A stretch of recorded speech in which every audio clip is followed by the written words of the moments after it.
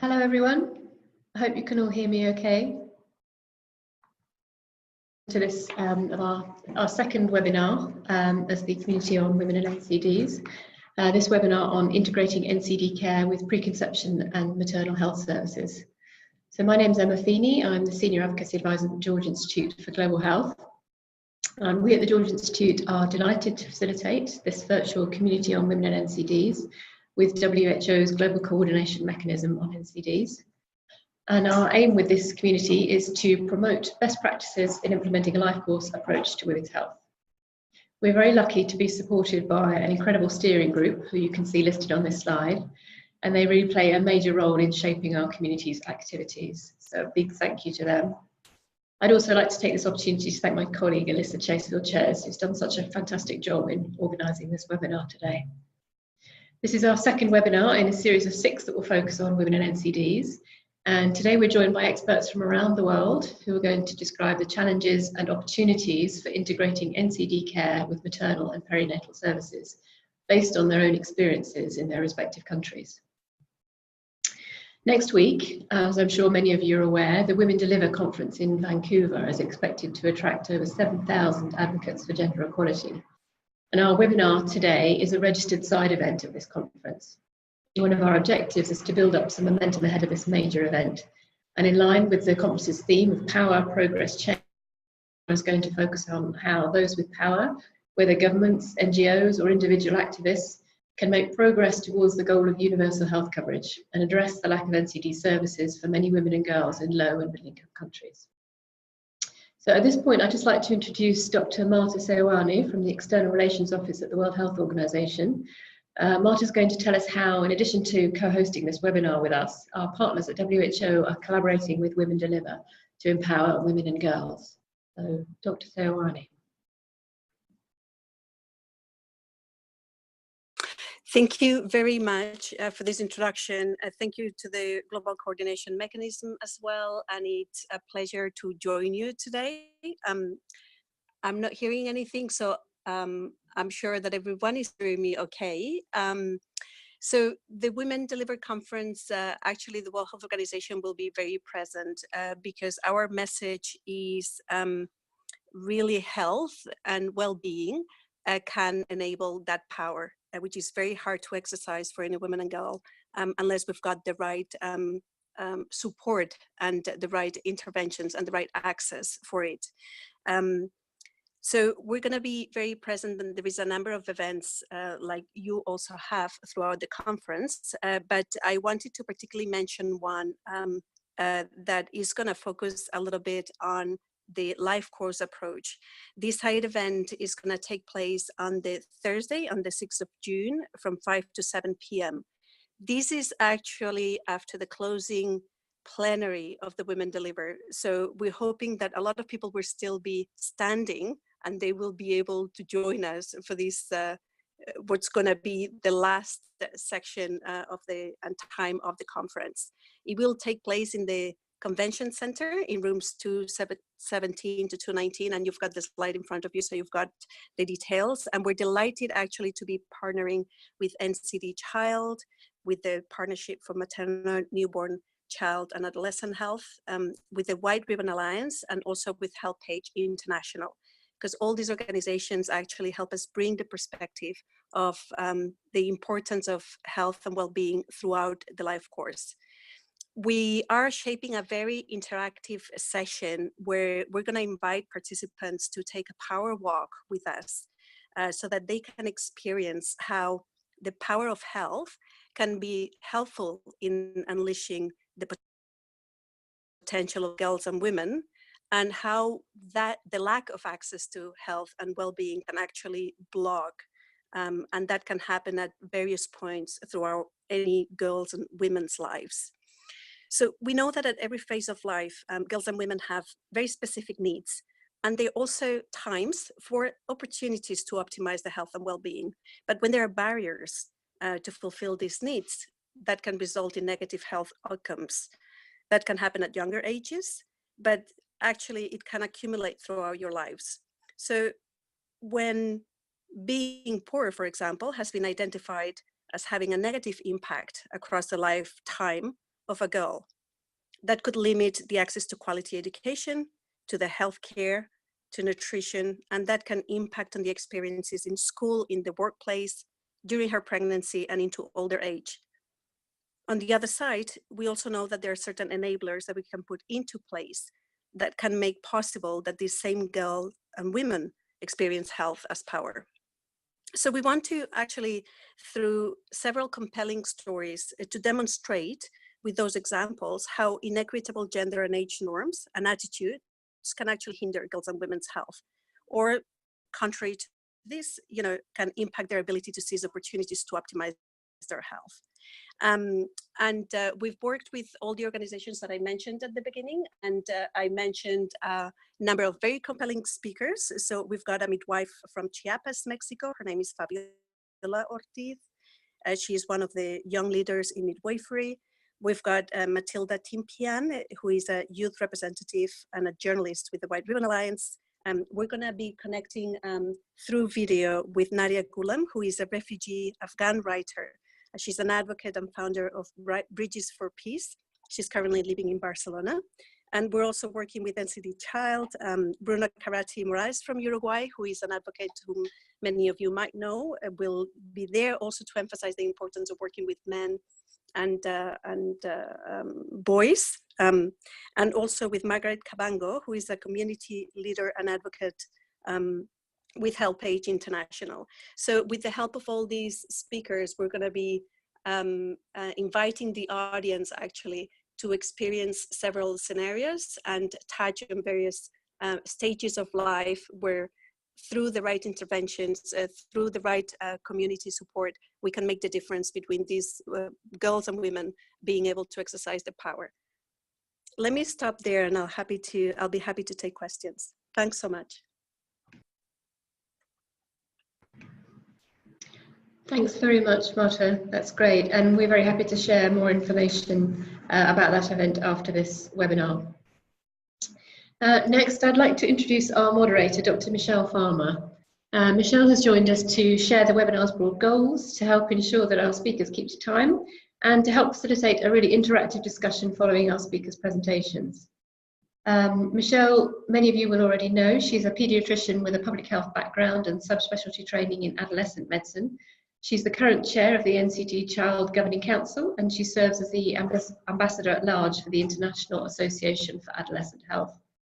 As an active member of the American Academy of Pediatrics and the Society for Adolescent Health and Medicine, Michelle also serves as a member of the World Health Organization's Civil Society Working Group on NCDs. She's a former co-chair of the Task Force on Women and NCDs, and she's now a co-chair for Core Group's RMNCAH Working Group. And she has considerable experience in global adolescent health programming with a focus on the integration of NCD screening and prevention into primary care and community-based settings. She's currently the Chief Medical Officer for Advancing Synergy, an organisation that seeks to improve access to technology and research for the prevention and control of NCDs. So hugely well qualified, and it's over to you, Michelle. Great, thank you so much, Emma, and welcome to everyone for our webinar concerning a global health priority for women's health, and that is the integration of NCDs, prevention and care, with preconception and maternal health services. As all of us are aware, NCDs are prevalent conditions for women and girls, and they are responsible for at least 65% of all deaths among women. And approximately 75% of these deaths occur in low and middle income countries. We have an exciting group of presenters to speak with us today, several experts, and they will help us to accomplish our objectives, which are listed on the slide: to raise awareness, identify at least 2 ways that an integrated approach to NCDs, preconception, and maternal health will impact health across the life course. Second, to describe national and regional efforts to achieve an integrated approach to NCDs and women's health. Third, to identify new areas of research to improve the evidence base for cost-effective interventions to integrate NCDs and maternal health. And finally, to develop some key messages through a global discussion about the need to integrate NCDs, preconception, and maternal health. So we have a very exciting opportunity for us to learn from one another. We'll have some time to discuss at the end. We're especially pleased that this webinar is linked to Women Delivers 2019 Global Conference. Their theme for this conference is Power, Progress, Change. And this webinar will examine an integrated approach with this context, focusing on opportunities for progress and change. So I think we'll all get a chance to learn a lot from one another. And at the end, we will have some time for open discussion. We will begin this webinar with a presentation from Dr. Amanda Henry. She will provide some scientific rationale and background for the topic, which is integrating NCDs care into preconception and maternal health services. Dr. Amanda Henry is Senior Research Fellow for the Global Women's Health at the George Institute for Global Health in Australia. She is a Senior Lecturer in the School for Women's and Children's Health in the University of New South Wales and is an obstetrician at St. George Public Hospital in southern Sydney. In short, Dr. Henry walks the talk. She is actively engaged in research and also actively involved as a busy clinician. She supervises research in areas of high-risk pregnancy, particularly in areas of hypertensive disorders. She has been part of the George Institute's launch for the Global Women's Health Program that was launched last year. And she is actively involved in teaching and training undergraduates and postgraduate students. So it's really an honor and a pleasure to hear from Dr. Henry today. Dr. Henry, the floor is yours. Great. Thank you so much, Michelle, for that kind introduction. And as an obstetrician who increasingly has come to see my role as life course women's health, it's really exciting to be able to be here tonight presenting on this topic. So just an overview of, I guess, the three main reasons why I think we can and should integrate NCD prevention and treatment with preconception and maternal health services. Firstly, the science. So pregnancy gives us a window into a woman's future health, and it's really vital that we use those insights to help women throughout their life course health. There's opportunity. So pregnancy and potentially preconception period as well is a time when the vast majority of women, including in low and middle income countries, will have at least some contact with healthcare services. So we have the opportunity to institute management, to screen, to get programs going. And then thirdly, and of course vitally importantly, impact. So pregnancy and preconception are times when women may be more receptive to preventive health care. They will often do for their families what they won't necessarily do for themselves. Pregnancy maternal health services are a great time to set women up for a healthier, longer life. The next slide, thanks. So firstly, the science. So pregnancy kind of acts as a physiological stress test for life, in that women undergo huge changes during pregnancy, hemodynamic changes in the circulation, changes to metabolism, how the body handles carbohydrates, all sorts of things change. It's almost like running a 9-month marathon. And because of this, the physiological challenge of pregnancy gives us a major insight into a woman's likely health in her later life.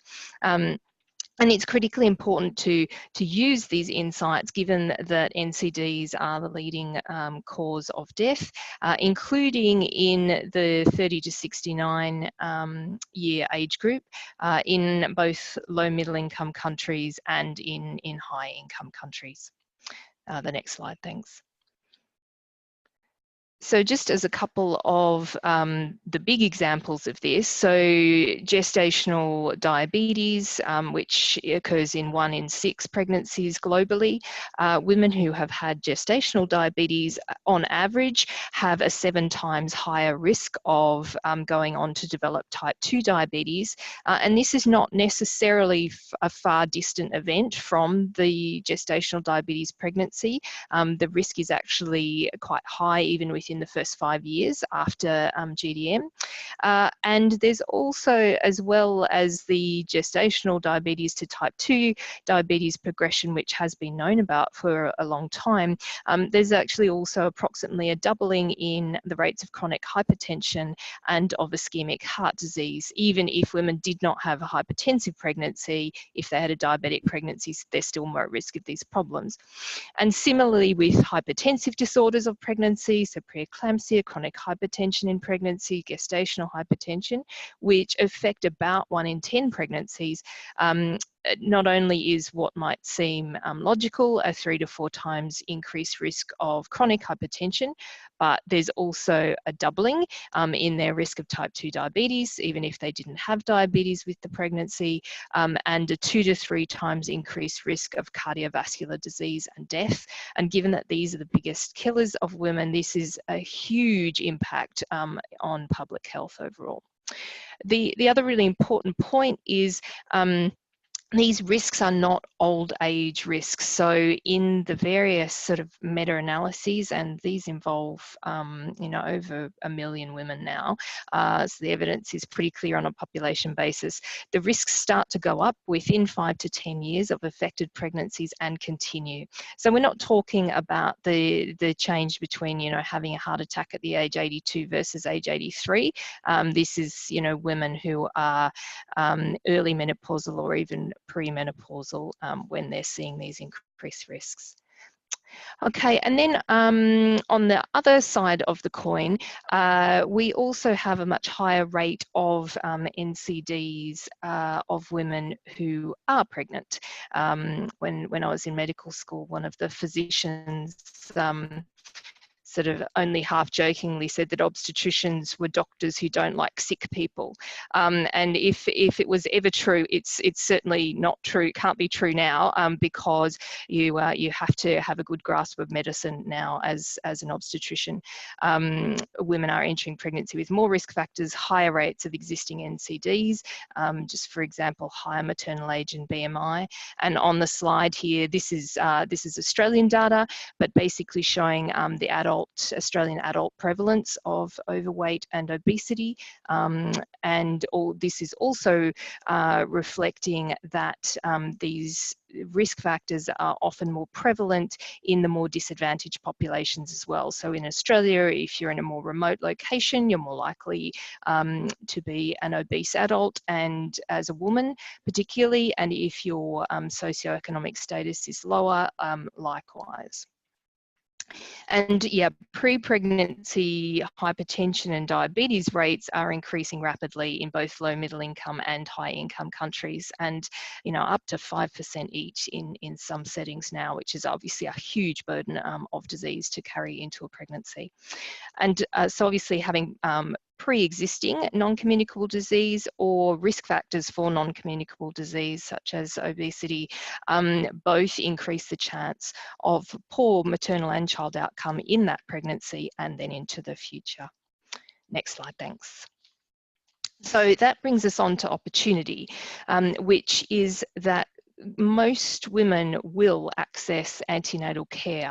Globally, 86% of women on UNICEF's 2016 figures have at least some antenatal care with a skilled health provider, whether that be a midwife, a nurse, or a doctor.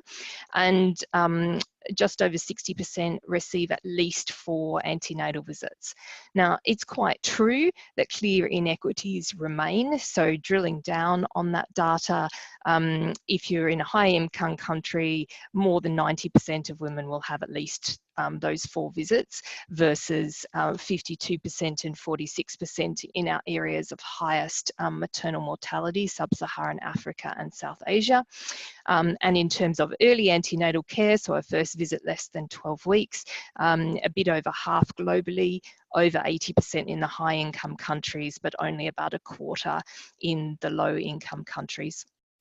It should also be acknowledged that quantity does not necessarily equal quality. So Benova and colleagues in an article last year drilled down on 10 low and middle income countries in terms of did they actually receive all the components of antenatal care through their antenatal care, and found that getting all of the sort of 6 basic suggested components ranged from 10% to 50%. So look, it's certainly not that we can't do better in actual acute maternity care, but and there are definite inequities, but overall it is a great opportunity where women will usually come into contact with health services and skilled health providers where we can implement things for later down the track. Next slide, thanks. So yeah, despite these limitations, pregnancy care offers us a huge opportunity to engage with women and do more than just immediate maternal health. And many of those basic measures of antenatal care, such as taking the blood pressure, testing the urine and blood, are also important in risk assessment re non-communicable diseases. And there are other opportunities as well. For example, cancer screening, doing a cervical screening test when a woman is there, she's not had cervical screening, that's an opportunity to do so and value add. The next slide, thanks. The other part of the topic for this webinar was around integration with preconception care. And I guess the opportunity may be a bit less in this setting, in that up to about 50% of pregnancies are unplanned, and unfortunately that does include those with pre-pregnancy chronic disease. So there are more challenges regarding the access to women and opportunities here.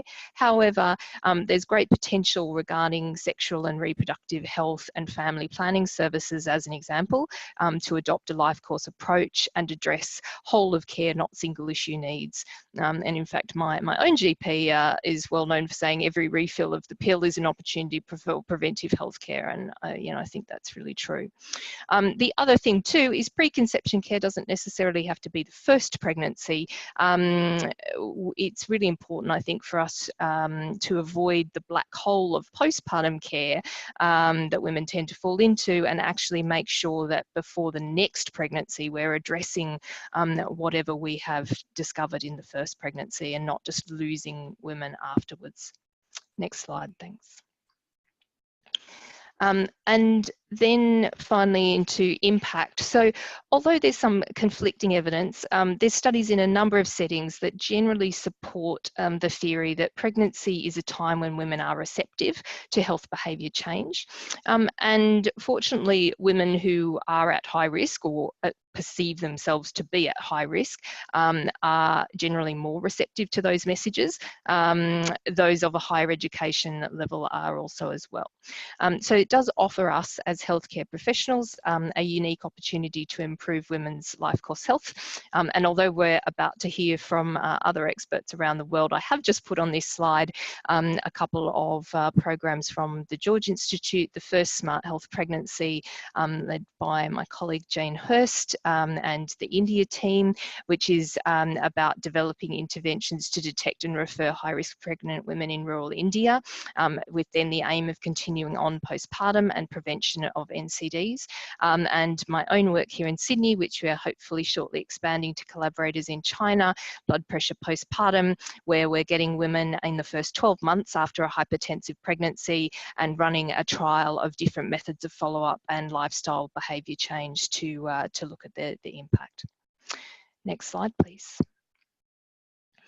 And so I guess really where I think we need to go, we've traditionally operated as healthcare professionals very much in silos. You know, the pregnancy's been sort of separate from the child health, is separate from what the GP does, totally separate from, you know, what a woman's physician, if she's got heart problem or diabetes or whatever, does.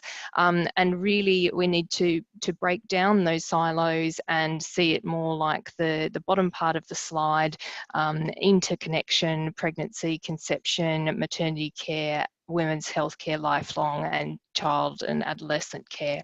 And we'll shortly be hearing from a number of speakers around the world about the opportunities and challenges to do just that. Next slide, please.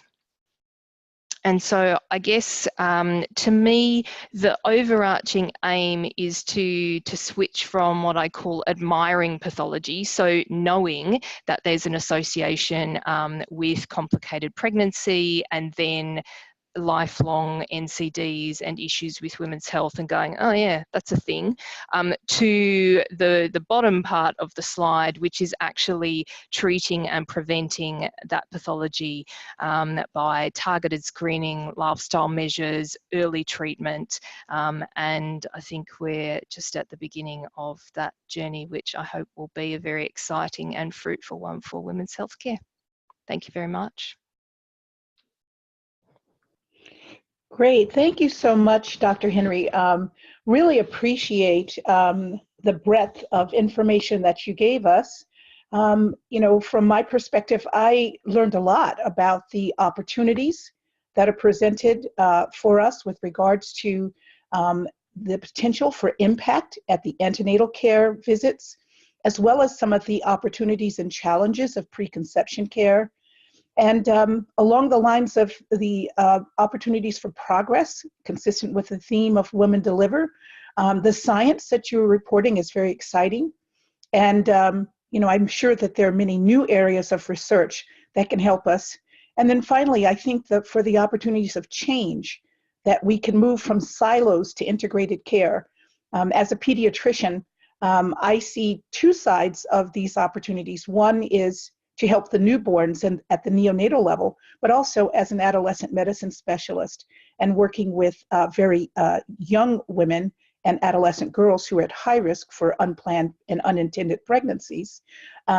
These silos can be broken to include a broad spectrum of providers, including nurse midwives, obstetricians, and pediatricians. So I thank you for your information, and I'm already thinking of some questions that I might want to ask at the end of this webinar. For all of you who are who are participating in this webinar, you too will have an opportunity to send us your questions. They need to be sent via the chat box that is available through the webinar. Please make sure that you are putting your questions in the chat box and sending them publicly, addressed to everyone, so that we'll be sure to pick up your questions, because we will have about 15 minutes at the end of this webinar to have some discussion with our panel. That is our next feature, in fact, that we will be having a panel for the next several minutes. We have three exciting presenters who will be giving us some country-specific context for an integrated approach. With the next slide, we will introduce our first presenter, and that is Dr. Rilwan Adan. Dr. Rilwan Adan is the head of the Diabetes Care Center at Lions Hospital and the Chief Medical Officer at Baobab Circle, Kenya.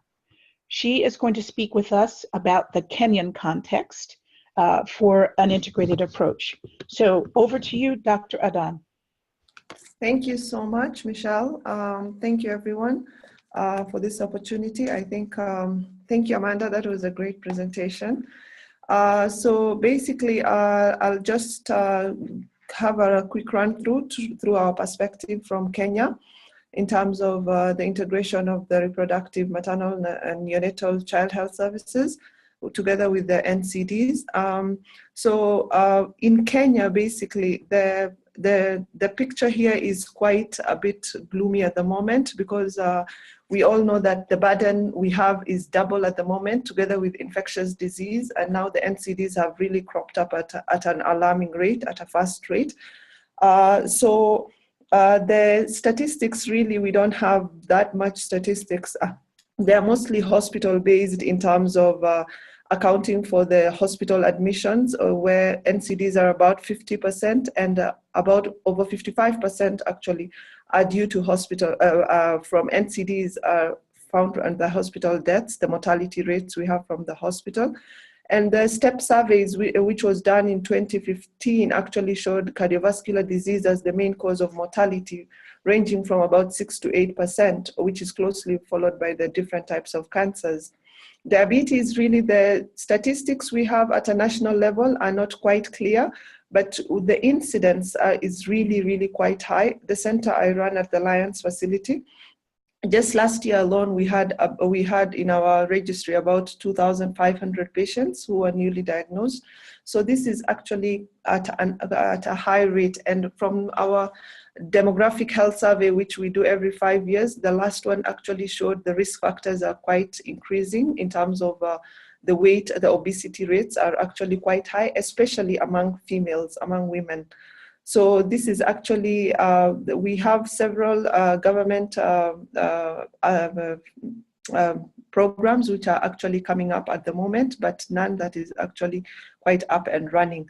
And obviously, Kenya being part of sub-Saharan Africa, we spend very little from the government expenditure towards the health budget is really quite low, about 5.2%. Quite low, as we know from the Abuja Declaration, which actually stated we should have about 15% of the health budget going to health, to health, the government budget going to health, actually. And obviously, like most parts of the world, our our human resource for health is actually quite limited, where we have about 0.14 physicians and 1.18 nurses per 1,000 population. I think in our setup, quite lower than that. So which comes to my next point of why should we integrate these services? So first of all, this would provide an integrated information, a health promotion. It will provide a platform for promoting health and the NCD risk factors, hence preventing. So like Amanda said, most of the women in low and middle income countries, actually the pregnancy is actually where we have them visiting the healthcare professionals. So we have women, when they find out they're pregnant, they would walk up to 100 to 200 kilometers to just come to a healthcare professional to actually see them. So this is our opportunity to actually promote health in terms of NCD risk factors, because most of the government programs and even the non-governmental organization programs are all actually focusing on infectious disease, where we have the HIV, malaria, and TB taking the bigger share of this of the health promotion aspect. So NCDs has actually quite taken a backstage, mainly because of previous incidences and prevalence. But now at the moment, we really need to incorporate this so that we can actually take advantage of this this facility, where we can have them while they come visit because of their pregnancy related or maternal health related issues. We can inform them that NCDs also exist, and these are the risk factors that they should look out for their families and help prevent this. So this in turn will also help improve early detection. So prevention and proper management will also ensue following this, because once you detect it early in terms of for example, in diabetes, where you have them at impaired glucose tolerance, impaired fasting glucose, you can actually have a chance to have some lifestyle modification impacted in these patients, and they can actually prevent this. Or even in terms of those with already existing conditions, we can actually manage them at this point and actually prevent further complications. So integrating would also improve access to care, in that when you have a patient coming in for her maternal or child health related issues, you can actually have a one-stop shop for all. They don't have to hop and shop for other healthcare related issues, they can have all at one point. And this will actually kind of improve access, improve patients' compliance and also adherence. So because they know that having this under one store, under one shop, can actually improve healthcare and access. So the efficiency, it will actually improve efficiency as well, because we are providing comprehensive care if you look at it. So patients who don't feel like everything is taken care of. So this provides efficient care. The outcomes will improve, as I said earlier, because of adherence. As we know, these are all chronic diseases in terms of NCDs, and follow-up is necessary. So the adherence would actually kind of improve the outcomes for this patient. The other important aspect, especially in our aspect, is it will be cost effective to actually do this. And how to do this integration actually comes, do we do it in time? In terms of when they come to these clinics, the child health and maternal health clinics, one healthcare professional tackles all this in one consultation, sits with the patient, proper medical history, physical examination from head to toe, kinds of picks up and detects this and can be able to take care of this. The patient as a whole, holistic management, that is by one healthcare provider. The space, this in terms of infrastructure based, especially in our setup, where we have patients visiting the healthcare facilities. When they come in this space, should we have the maternal reproductive health specialist seeing the pregnancy aspect of the patient? And should we have a physician or a medical officer having with them visiting the next room for another consultation in terms of their NCD services? So the same clinics that are being used by the mothers, can we screen and manage the NCDs as well in terms of infrastructure? Care continuum, meaning different levels of the healthcare with a referral in place on a need basis, where we have, it could be from one facility to the other, the reproductive health services offered, detects some NCD, or in terms of does not have to detect, but even for preventive and health promotion services, be referred to a different facility to be able to provide these NCD services. Because as you know, this is the care or the contact place that we have most of the women coming in, especially in the rural facilities. So should we have a referral service that will actually promote this? So the other aspect in this day and age that we can't avoid is virtual, obviously through telemedicine, through mobile applications. Can we have this integrated into this through telemedicine? So coming to our local perspective in terms of Kenya, we have what we call MCHFP clinics, maternal child health and family planning clinics, which exist at all levels of the healthcare system. So recently, not recent, but in 2010, the government actually had a devolved system of governance in terms of where we have a national government and a county government, and most of the health care facilities and health services were actually devolved to the county government, where we have this going down into 47 counties regionally, and they take care of the primary healthcare system aspect. So the healthcare system is in such a way that we have a level 1 to level 6, level 1 being the primary healthcare at community level, where we have the dispensaries and the community health centers, and level 6 being the referral facilities, which are mainly existent in the big cities, about 3 or 4 cities. So these clinics actually exist in, sorry, go back just a second. This clinic exists in all the levels of healthcare facilities from level 1 to level 6. So mothers actually are given a handbook, which is provided to them to be used during pregnancy, childbirth, and until child is 5 years of age. The book contains information in terms of antenatal care, the delivery plan, postnatal care, family planning, child health monitoring, where we have the vaccinations and all the growth charts that actually exist, and the gynecological cancer screening, where we have the pap smears and all that. So next, please. So this, the services is mostly offered by midwives, nurses in the primary healthcare and community health centers, and the clinical officers, which is just a cadre just below the medical doctor. And they use normally manual registers to capture their patients, and the referral exists within the system, where you have maternal complications that exist, the midwives would actually refer to the level 6 facility to the obstetricians. However, this is actually only in the public healthcare system. The private healthcare system is actually quite different, where patients opt to use their obstetricians and pediatricians for their child health services. So that is, I've just given you a snippet of the maternal child health care handbook, which is given to every mother that comes to through these services. So next, please. That is also how we have the physical examinations from the healthcare professionals who fills in the blood pressure, the height, the cardiovascular exam, vaginal exam, the blood pressure. We also have the serology in terms of this being a setting where we also concentrating a lot on infectious disease because the burden is equally high. We have TB screening and HIV screening as well. So of note there, you can notice we don't have a random blood sugar check or a fasting blood sugar check as such, which I think is part of what they're trying to bring up at the moment. But in the private healthcare facilities, it's quite different, where the obstetricians actually screens for GDM between 24 to 28 weeks for every patient. So there's a bit of difference.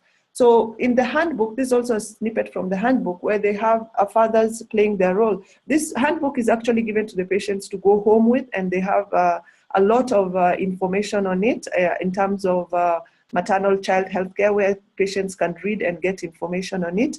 And there is this page where they have the role of the father. And I think in terms of boy child in NCDs, we should also kind of include this in that the boy child actually is equally affected by the NCDs, and it will sort of have an amplifier effect in creating awareness in the community in terms of NCD risk factors. So this actually plays a big role, especially in our setup where we have the men in the society who are more of positive influences. So the challenges that we face mostly is because of this being specialized reproductive child health services, there is a bit of dilution of focus, both in terms of the patient, when we especially talk about screening services, the mothers who come in tired with their pregnancy and their chores at home, and they say, why are we doing this? I've just come for my pregnancy check and my child to be seen. So, and also the healthcare professionals, where they have the focus, where they do their focused history, and they do the history of the presenting complaints. So the need for this actually not quite seen. So we need a bit of awareness, both in terms of patients and also the healthcare providers, on why we need to actually concentrate on NCD integration in these facilities. Policymakers' commitments from our health budget, you could actually see that it has the share of the budget is really small, but the high level meetings actually might help with this, because there's a bit of change in terms of the NCDs getting a bit of focus at the moment. Technical support from the workforce on the ground, the extra workload probably would actually prove to be a bit of a challenge. And funding agencies mostly oriented on vertical programs. We have a lot of programs, especially around the infectious disease aspect, the malaria, the TB, the HIV. And these are all vertical programs in that funders, the funding agencies just fund this particular in terms of HIV, in terms of malaria, and they only focus on this. So probably a horizontal approach would actually kind of solve our issues in terms of the orientation on the vertical programs. Next, please. So possible solutions that I could come up with, especially in our setup, is capacity building through training. As I said, the focus is more on infectious disease, even through the various cadres of healthcare. The nurses, the community health workers are all focused on this, and NCD has taken a backstage. In fact, even diagnosis of things like diabetes become a problem. I sometimes get calls and I have nurses asking me, this patient has sugars of 9. Is it normal? Are they having diabetes, or what are they having? So we really need to capacity build at all levels, or at every cadre. This actually worked a lot with the HIV in our setting, where there was a lot of task shifting, and the CCC comprehensive care clinics actually ran throughout in every part of the country and at all levels of healthcare. So the training has really brought up the HIV. So in terms of NCDs, I think a similar approach, in terms of NCDs, a similar approach is necessary. Health service organization, in terms of our setup, again, the service delivery, human resource for healthcare, this is actually the focus. Where do we begin to actually integrate this at the level, at which level, and at what capacity should be actually discussed. Policy and orientation in terms of financing, we know about the universal health coverage, which I think we are piloting in a few counties. So this actually is quite relevant in the setup of integrating these NCDs. Not to forget research in terms of health system and policy research, where we have the financing, the funding, how to come up with this in terms of the health system research, and also applied research, the screening packages that we can use that will be cost effective and also relevant in the setup. Development partners is also something we could think of, the donors and the private public partnership, which has actually worked a lot with the epidemic we have with the HIV. So opportunities we could look at is in terms of digital health, the mobile penetration and internet penetration in Kenya is actually quite high. It's over 80%. And we have a few people coming up with the telemedicine. This can really promote access, especially in the rural setting. Most of our specialists are actually concentrated in the big cities, and people have to travel I have people who travel over 300 to 400 kilometers to come to my diabetes clinic and to seek services. So this would actually promote access in this kind of setup where we have the telemedicine taking up some of this load of us. Mobile applications, I work with a digital health company where we have a mobile app called Afya Pap, which it's a Swahili term which actually just means health now. So we use it in self-management of diabetes, hypertension. It has we track blood glucose and BP readings, and we also have information provided to patients so that they can actually help themselves and manage their diabetes by themselves. And we also have a direct connection with doctors for decision support in cases of patients who are far from us. So big data and cloud also to aid in research, the demographic patterns, and this mostly in terms of policy and strategy to actually tackle this kind of issues. Social media for health promotion, and also benchmarking. We really don't have to travel to see what is happening and helping our clinics, so we can actually, or our setup, so we can actually use this. And providing a care continuum through wearable devices and Internet of Things. I think that for now is actually quite relevant in our setup. So in terms of integrating NCDs with maternal and reproductive child health services, I think it's really quite relevant, because reducing the burden of NCDs and improving maternal child health care services are all part of the SDGs, and I think we'll be actually doing ourselves a favor by integrating this and helping reduce that, reducing both the burdens. So in conclusion, perinatal and preconception time is actually a moment where mothers are reflective and more receptive to health messages. So we can optimize this time actually to improve on the health outcomes. So they can optimize this as a way of improving the health outcomes for their offsprings. So this is, I think, a moment where they have enlightened self-interest for the mothers. So this can be quite relevant at this stage to use this NCD services to bring it in and actually help prevent this. As we know, these mothers are actually in our setup, really, they're the backbone of society and the generations to come. So we need to actually use this. Thank you very much. I hope I will. Yes, thank you so much, Dr. Adam. This was a really great presentation to start us off with our panel.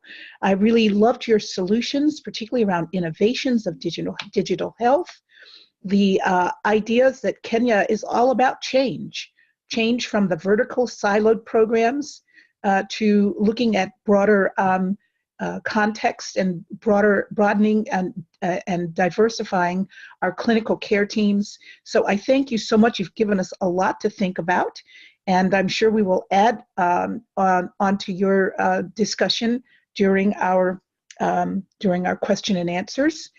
We have our next presentation, and that will be the next slide. Have the pleasure of introducing Dr. Natalia Laga-Espada-Beers. And Dr. Laga-Espada-Beer is, Laga-Espada-Beer is the technical advisor for the Maternal and Child Health Unit of the Ministry of Health of Belize.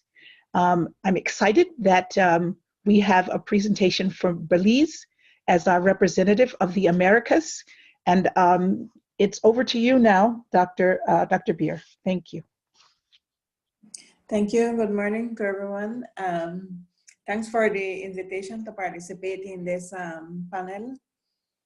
It's a pleasure to share what we're doing in Belize. And to start off, just a reminder that non-communicable diseases are not transmissible directly from one person to another. And the risk of some of the acquired NCDs begins early in life and even before conception. The new evidence suggests that many NCDs can be prevented with appropriate approaches across the maternal and child health life cycle throughout the years of reproductive age, before conception and continuing through pregnancy, during infancy, childhood, and adolescence. Next.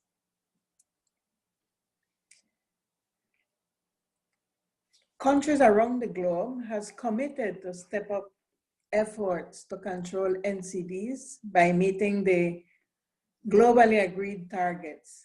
The world's biggest killers are NCDs, claiming the lives of 15 million people from 30 to 70 years of age annually. More work needs to be done to prevent deaths due to cardiovascular diseases, chronic respiratory diseases, cancer, and diabetes. The common risk factors for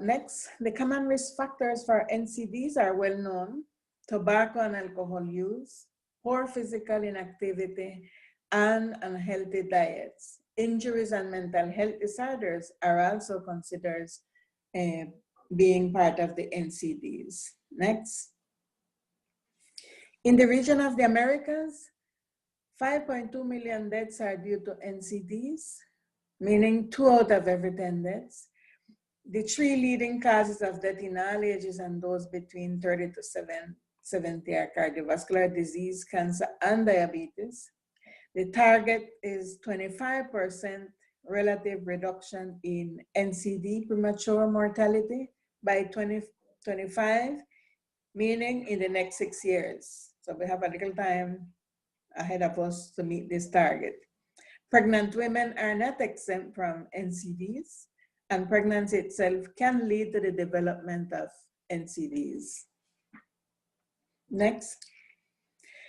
The Healthy Caribbean Coalition was formally established in 2008, and this was following the 2007 Declaration of Heads of Government of the Caribbean Community, CARICOM, and non-communicable diseases. Since 2012, the HCC is a registered not-for-profit organization, is the only Caribbean NCD alliance with over 100 health and non-health civil society organizations. The HCC vision is the reduction of death and disability from chronic diseases among people in the Caribbean. The coalition is assisting the Caribbean countries in the development of their NCD strategic plan and seeking funds for implementation. Next. I would like to zoom in on diabetes as an example of NCDs and pregnancy. The number of persons affected by diabetes has increased almost 4 times in the last 3 decades. The population living in middle and low-income countries show a rapid rise in the number of cases. And diabetes may cause all types of disabilities from blindness to limb amputations. The consequences can be avoided through healthy behaviors, screening and treatment, but yet some of these may not be easily available for all. Next. The prenatal care coverage for Belize is 96% as reported by population-based surveys. The clinical summary of each pregnant woman is documented on the simplified perinatal record, which is still in paper trail.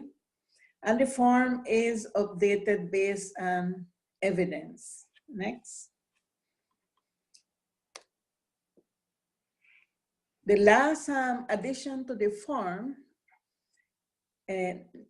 next, is the simplified algorithm of screening, is the simplified algorithm of the screening for diabetes during pregnancy to facilitate the adherence to the protocol. This change was based on the 2015 Pan American Health Organization Conference on Diabetes and Pregnancy. In Belize, the health system consists of public sector, private sector, and non-governmental organization. We have the National Health Insurance that procures medical services from all types of providers. The National Health Insurance focuses on primary healthcare services, which includes working with women in reproductive age and maternal health. The NHI supports the Ministry of Health in the updating of the most common NCDs guidelines. Next. Pregnant women are provided with prenatal checks, mainly at the primary care level. The majority of the staff providing care are rural health nurses and public health nurses. Pregnant women are screened for high-risk factors, including NCDs, at each encounter. We have approximately 6.7 visits per pregnant woman during pregnancy. One of the high-risk, when the high-risk pregnancy is diagnosed, they are referred to the obstetrician. But we have been identifying that the co-management with internists is not at a desired level. Hence, we are strengthening the simultaneous referral to the internist and to the OBGYN or other specialties based on the diagnosis or the risk factors identified in the pregnant woman. We are working on ensuring that the internist and the obstetrician outpatient clinics are conducted on the same day. And the objective is to facilitate the co-management without the pregnant woman having to invest more time than necessary to be assessed by the obstetrician and the internist on the day of the planned prenatal checks. The arrows in the diagram, as you can see, should have been two-way, meaning to reflect the counter-referral from the internist and from the obstetrician to primary care level. We're developing educational materials for desensitization and NCDs and pregnancies, starting with women in reproductive age who are diagnosed with an NCD. Sharing with them the recommendations on how to prepare even before planning to become pregnant and during preconception will help them to understand the steps that they need to follow even before thinking of becoming pregnant, during pregnancy, childbirth, and the puerperium period. The management of the NCDs are included in the preconception care guidelines. We do have a lot of missed opportunities and we are working on closing the gaps. What we are aiming at is to move the preventive interventions more towards the left as early as possible upon diagnosis. Women with NCDs sometimes are forced to make tough decisions of having only one child because of complicated NCDs, despite adhering to treatment and following other medical recommendations. Or, on the other hand, women die prematurely as a result of refusal to accept the increased vulnerability and their health secondary to NCDs and pregnancy. And the next, every country wants more healthy women having healthy pregnancies and having healthy newborns. Timely access to updated information to prevent NCD and its complications with or without pregnancy will help to reduce premature deaths and negative perinatal outcomes. Non-communicable diseases, if it can affect an individual through the life cycle, it will require preventive interventions with a life cycle approach, even before conception. Thank you very much. Thank you so much, Dr. Beer. Again, another fantastic presentation from our panelists.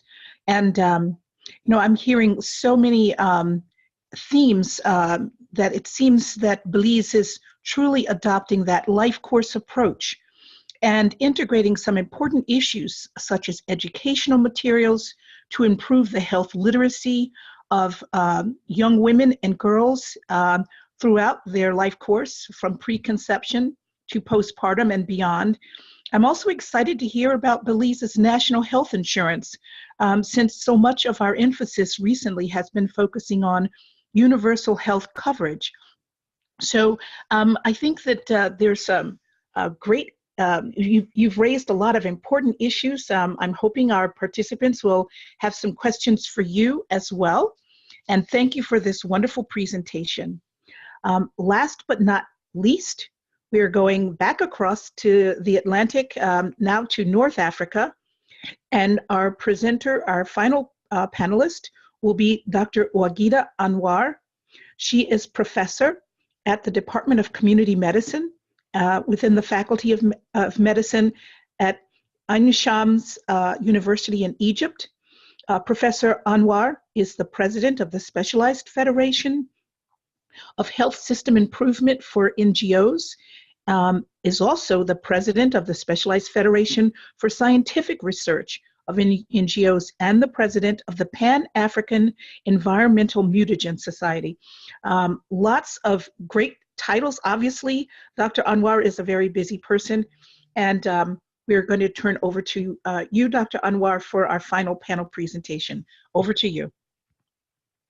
Hello, everybody, and thank you very much for the invitation and for the great introduction. I hope I'll be able to cover the subject in these 15 minutes. I will concentrate on Egypt as an example of the countries of the Eastern Mediterranean countries and also African country. The problem of non-communicable disease in Egypt, it's very high percentage of deaths from non-communicable disease. It reaches 83%, even more. And the estimated risk from the premature deaths is about 24% in Egypt. The third slide, please. The access to non-communicable disease treatment is also very low. It is about 30.8% of patients need to go to have access to non-communicable disease. That's why we have a presidential initiative by our president for screening of non-communicable diseases, hand in hand with the campaign and with the national program for screening of hepatitis C. Why this national program happened? Because there are several surveys and studies indicating this very high percentage of non-communicable diseases and risk factors, including smoking or obesity or hypertension. We have this health issue survey in year 2015, a very high percentage. Next slide. Next slide. We have this Egypt STEPS survey in 2017, which indicates this very high death rate due to non-communicable disease, 85%. This kind of STEP survey is very important because doing regularly in a country, it enables to compare between different years. We had it in 2012, and we found that most of the risk factors remained almost the same, except the obesity is very, very high in year 2017. Next. Also, in this survey, the different risk factors prevalence was estimated, and it is, the current tobacco smokers, for example, 22.7%. The not engaged in vigorous activity, it reaches 79.1%. Consuming less than 5 servings of fruits, it is 90%. The obese, which is more than 30 kilograms per meter square, is 35.7%. I will concentrate on the smoking. It is very high in males than female, which is smoking in males may add to the passive smoking problem. That's why we will talk about it later, trying to investigate this problem. Next. According to the figures of the STEP survey and a lot of the importance of non-communicable disease in Egypt, we have the multi-sectoral action plan for non-communicable disease. It is done already, and the country is trying to achieve all the actions needed by many stakeholders. I will talk about 4 blocks in my presentation. I will talk about the universal health coverage with the package of health services provided, and I will talk about the reproductive health and maternal health and the non-communicable disease risk factors, and also the health determinants, maybe environmental. Regarding the universal health coverage, next. It is well known that this health universal health coverage it is targeting to cover all the population with all services, high quality services, without having any burden, financial burden on the individuals. But this is really difficult to achieve in few years. We have in Egypt the comprehensive health insurance law happened with an umbrella to cover all Egyptians, including women in all ages, in all places in the country, but it comes gradually. It includes also this healthcare package at the primary healthcare level, the family doctor approach, and this package include all services, reproductive and also for the non-communicable diseases, and it depends on the referral between different level of care. So this is like a dream to be done to include everything, but it will take time. That's why what we are talking today about is to get the golden opportunity, concentrate on providing the different level of care for non-communicable disease is very important. Next. We are facing different challenges to achieve the universal health coverage and implementing the law. It is challenges related to institutional dimension, economic dimension, social and environmental dimension. Next. That's why, as was mentioned in the previous presentations, taking this opportunity of having infrastructure and running services through the reproductive health and maternal health is very important to take this opportunity and apply the different programs of non-communicable disease, even the preventive behavioral counseling service, the non-communicable screening, or even the treatment in our maternal health programs. The relation between non-communicable disease and the health determinants. Next.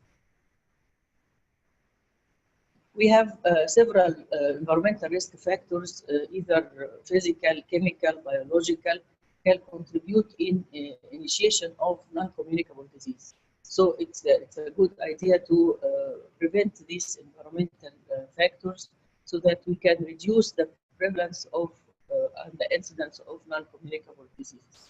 Next. This diagram shows, how the air pollution and the smoking, is a major factors that contribute to the high prevalence of non-communicable diseases. especially the cardiovascular disease. Red color is the cardiovascular disease in all environmental factors. Next. So we also the diet and the nutrition is very important in the for prevention of non-communicable disease in general, and for the pregnancy and the women health is also important. Health and nutrients during the life course of the women, it is important to have this quality of diet for her progress in the reproductive health. The relation between the pregnancy, we heard in the previous presentations a lot about the relation between the non-communicable disease and maternal health, and the relation between maternal health and non-communicable disease. Next. Next, please. So I would like to have the next slide. The smoking is very important, as we mentioned, not only on adults in producing cancer, like lung cancer, tongue cancer, different health body systems affected by smoking, and also diseases like bronchitis, emphysema, heart diseases, cerebrovascular diseases. All these are affected by smoking. These are on adults, but also on the fetus and the child. It affects the child. We have a project in Egypt, in our university, about capacity building of healthcare providers for counseling pregnant women and their families regarding smoking cessation, and also passive smoking cessation, because it affects the birth weight of the fetus, and affects the health of the fetus and the mother also. Next. So it is important to advise the mother not to smoke, and also to take this also golden opportunity to convince the family members to stop smoking. Next. This passive smoking can have effect on adults and children also of the person who have living in a house with smokers. So the aim of the project is to develop and disseminate an evidence-based healthcare training program to counsel the smokers and to advise either men or women to stop the smoking, and try to establish smoke-free homes. We are targeting the healthcare workers, so the physicians and nurses, train them how to contact or how to advise the women to be an agent to stop smoking in her houses. Also, we are trying to disseminate this information not only at the university, but also in collaboration with the Ministry of Health and the primary health care and other hospitals. This will have an impact on improvement of health and the positive economic impact, of course, for individuals, and improve the air quality in the houses. And we leave a group of young physicians to be researchers in this kind of research, because it is rare to find research in these preventive programs. So we would like also to integrate with the different effort by the civil society. Most of the societies have a great effort and programs, but we need to have partnership with the Ministry of Health and with the healthcare workers at universities to improve this condition. So I am emphasizing this slogan, the power which comes from the cooperation between different stakeholders to make a progress towards the goal of universal coverage and to make the change that we are targeting. Thank you very much. Thank you so much, Dr. Anwar. This was also, again, another excellent presentation. And, you know, as I listened to your presentation, I could sense that you in your capacity are responding to the country-specific challenges, looking towards addressing some of the power issues, progress that you want to make, including the issues of universal health coverage and its relationship to preconception maternal health services, and then finally looking at opportunities for change. I'm also very appreciative of your discussion about the importance of dealing with tobacco use, knowing that in women worldwide, we or many of us are at risk by being smokers ourselves, by using smokeless tobacco, another factor that we need to remember, and also the issues of secondhand smoke. Recognizing also that these are issues that not only affect the mother, but also can affect the child. And your comments about sudden infant death, and also we must be mindful of the relationship of smoking to stillbirth, where we also have an important target, one that, you know, cannot be overlooked in the context of preconception and maternal health services. So I thank all of you for your wonderful presentations. We have 15 minutes for discussion. And now I think it's an opportunity for our participants to ask some questions. And I see that there are some questions here that are being asked. Let me see what we can, as I'm going through them to see which questions we want to go through first, I want to just ask all of you panelists to reflect on some of these key challenges. When I think about challenges around preconception and maternal health, I often think about two ends of the spectrum. One is, how can we meaningfully develop an entry point for preconception that can help us to identify risk factors and educate young women and girls before pregnancy. And the other issue that I find that's a challenge is postpartum follow-up. And many of the problems that you've described, hypertension in pregnancy, diabetes or hyperglycemia in pregnancy, really require for women to have longitudinal follow-up. And I would like to know your perspectives from your programs, how you see these challenges of providing that healthcare across the life course from preconception through postpartum. Thank you. If I could respond to the preconception, developing a preconception agenda probably, is that in our setup, we normally have, I run a lot of outreach programs in terms of, with the Lions Club International, in terms of diabetes and hypertension screening. So we normally have programs where we go to high schools and as well as universities where we come into contact with this kind of patients just before the teenage going into their early adulthood. And we actually screen for some of this in terms of diabetes, hypertension, their waist circumference to see obesity, just a few risk factors out of all this. And even with the forms we have also have other risk factors in terms of family history of this non-communicable diseases and such. And we try to create awareness because before most of these screenings occur, we actually have a health talk from the educators and the nutritionists are having a talk around this. So probably apart from the reproductive maternal child health services, we could also think of other institutions where we could capture this, because in Kenya, we really don't have that much preconception services that are offered. It's just out of people voluntarily going to their private medical practitioners and seeking the specific how do you put it, clinical advice that they are searching for based on whatever they are feeling at the moment. Because in this setup, preventive services is kind of really on the low.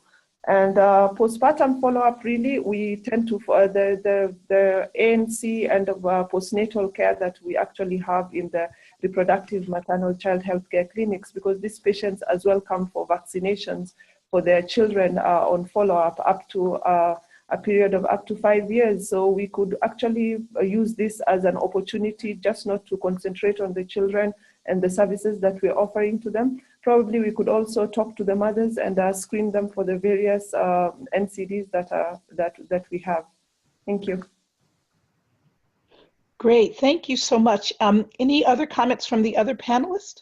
Yes. Yes, Yes, go ahead. I would like to say that I mentioned that we have challenges, institutional and economic and different kind of challenges. But in order to avoid fragmentation in the effort, there should be a national action plan, and specify the actions by different stakeholders. It's also helpful if we don't have a good system. We need to have a good guidelines for those who are working in primary care facility or in family planning services facility to be able to tackle the non-communicable disease. Proof to be effective. National programs could be effective among school children, university school, and also among the primary health care services and family planning. Thank you so much for that comment. I think you're right that a national plan is essential so that we can be as comprehensive and as inclusive as possible. As we often say when we're talking about universal health coverage, we say leave no one behind. And I think these national plans are intended and structured to do just that. We have a question from Bistra. Here, she's asking about the main NCDs that women suffer and die from. And I'm thinking specifically, to add to Bistra's question, thinking about in the context of maternal health. She mentions rheumatic heart disease and congenital heart diseases as being risks that we don't have good data for. So I wonder if one of you would like to comment about your experiences with regards to those prevalent diseases that women are affected by during pregnancy. Yes. I guess.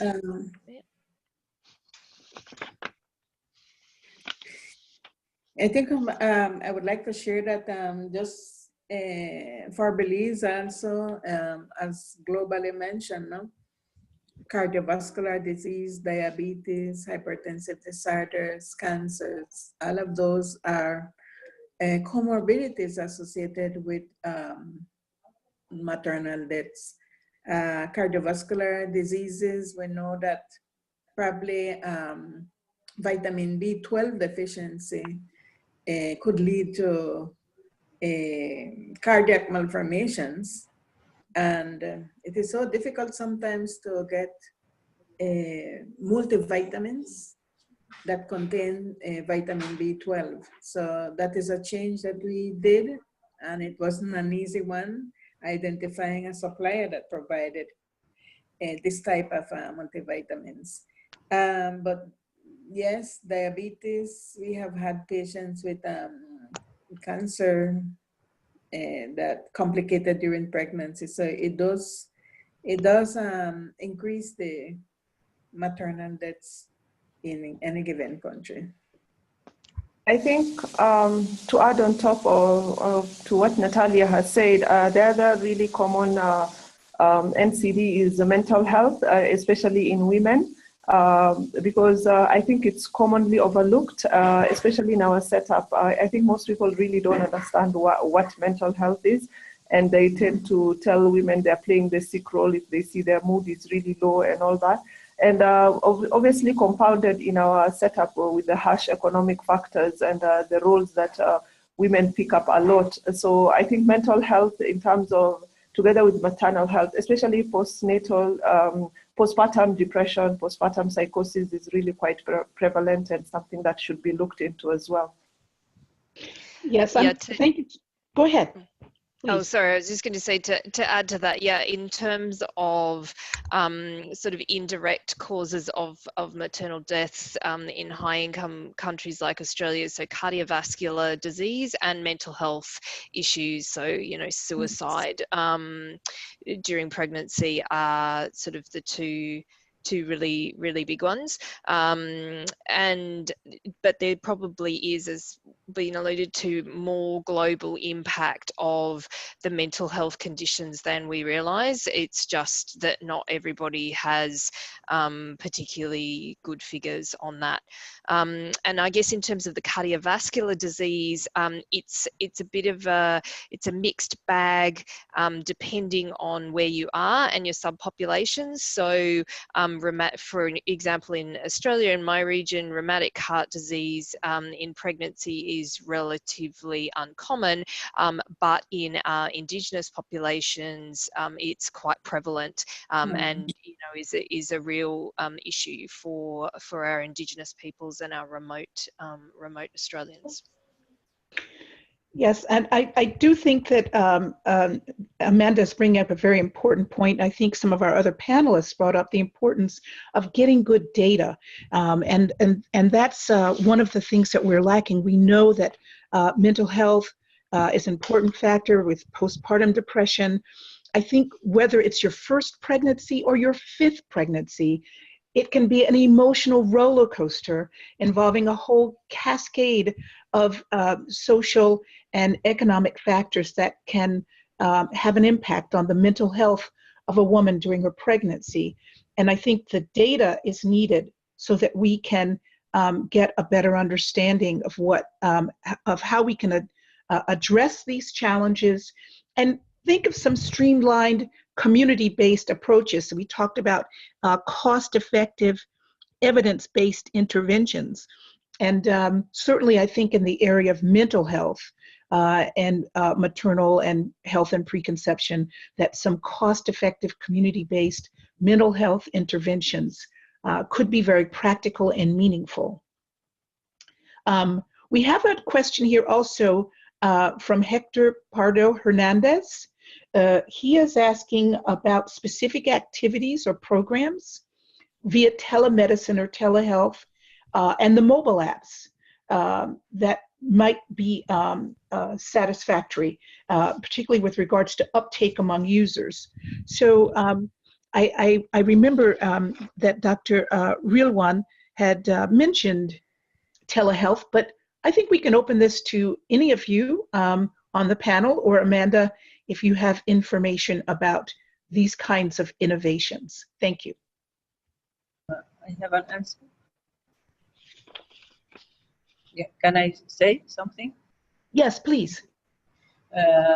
You know, we have in Egypt a program called M-Diabetes, which used the mobile applications to disseminate messages to patients and their families.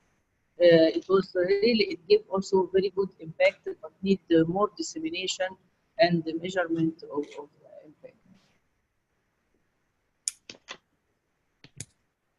I think with the digital health as a whole, in terms of the apps and the telemedicine and all, I think this is, we have a great opportunity because it's really, even in the most remote parts of Kenya, we now have things that actually include the things, mobile penetration is really very high, and internet as well. So we can come up with chronic care models where you have at population health level, where you have health promotions being taken up by this kind of digital facilities, and as well as even improving clinical care at a personal level, just based on your mobile, as well as even the wearable devices that are coming up, which actually help in monitoring in some of these NCDs. Bear in mind, these are all chronic diseases, and we need follow-up as such, so they can actually provide a really good, the data we get from them can actually be used at a